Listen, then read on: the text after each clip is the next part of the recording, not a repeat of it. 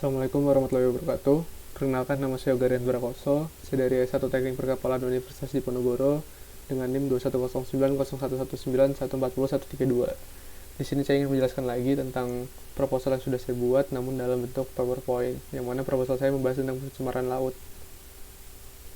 Di sini pencemaran laut memiliki dua definisi. Yang pertama menurut Konvensi Hukum Laut 3 atau United Nations Convention on the Law of the Sea, dan secara umum, yang mana UNCLOS 3 ini memberikan pengertian bahwa pencemaran laut adalah perubahan dalam lingkungan laut termasuk muara sungai yang menimbulkan akibat buruk sehingga dapat merugikan terhadap sumber daya laut hayati, bahaya terhadap kegiatan manusia, gangguan terhadap kegiatan di laut termasuk perikanan dan penggunaan laut secara wajar. Namun secara umum, pencemaran laut sebagai dampak negatif, pengaruh yang membahayakan terhadap kehidupan biota, sumber daya, dan kenyamanan ekosistem laut, serta kesehatan manusia dan nilai guna lainnya. Setelah itu ini adalah beberapa kasus yang terjadi di Indonesia yang menimbulkan pencemaran laut. Yaitu yang pertama ada pada tahun 1975 di Selat Malaka, terjadi kasus tumpahan minyak di perairan Indonesia, yaitu kandasnya kapal tanker Shaun Maru yang menumpahkan minyak sebesar 1 juta barrel minyak solar.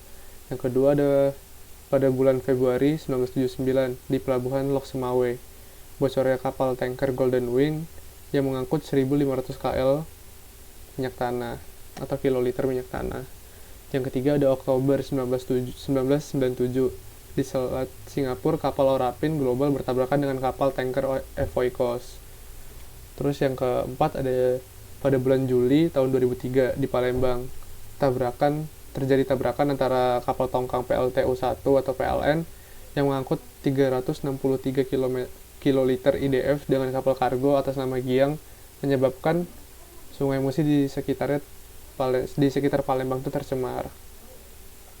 Terus yang terakhir pada bulan Agustus tahun 2005 di Teluk Ambon meledaknya kapal ikan MV Fu Yuan Fu F66 yang menyebabkan tumpahan laut ke perairan. Ini hanya beberapa kasus pencemaran laut di Indonesia. Masih banyak lagi kasus-kasus tabrakan kapal yang terjadi di Indonesia dan mencemari perairan laut Indonesia.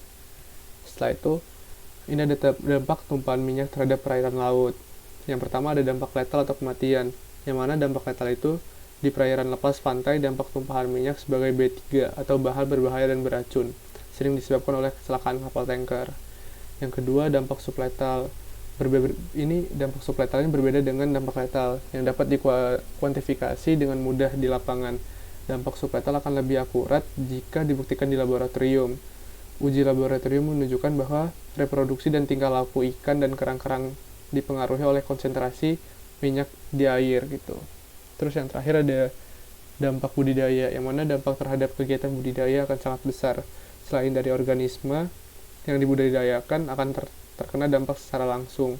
Beberapa peralatan terkait dengan kegiatan budaya seperti jaring dan temali menjadi tidak dapat digunakan lagi.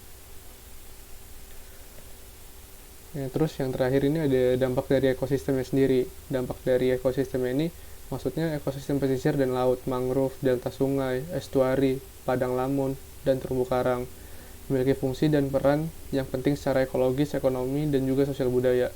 Secara ekologi, ekosistem terbuat merupakan daerah perkembangbiakan, penyediaan habitat dan makanan untuk organisme dewasa, serta mendukung jejaring makanan. Contohnya, input nutrien dari daun-daun mati bagi ekosistem ataupun habitat lainnya di sekitarnya.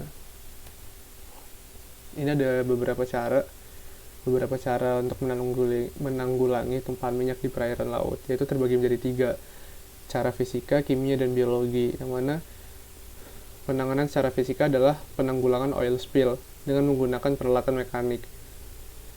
Merupakan perlakuan pertama dengan cara melokalisasikan tumpahan minyak menggunakan pelampung pembatas atau oil bombs, yang kemudian akan ditransfer dengan perangkat pompa atau oil skimmer ke sebuah fasilitas penerima atau reservoir.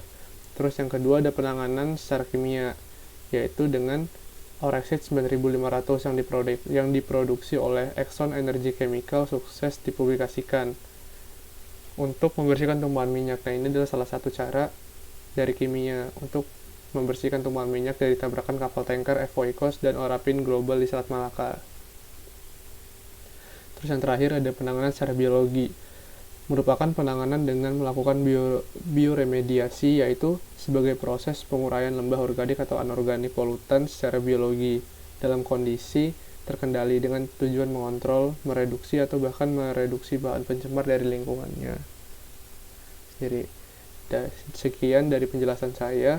Itu adalah penjelasan tentang proposal tentang pencemaran laut yang sudah saya buat. Sekian dari saya, terima kasih. Wassalamualaikum warahmatullahi wabarakatuh.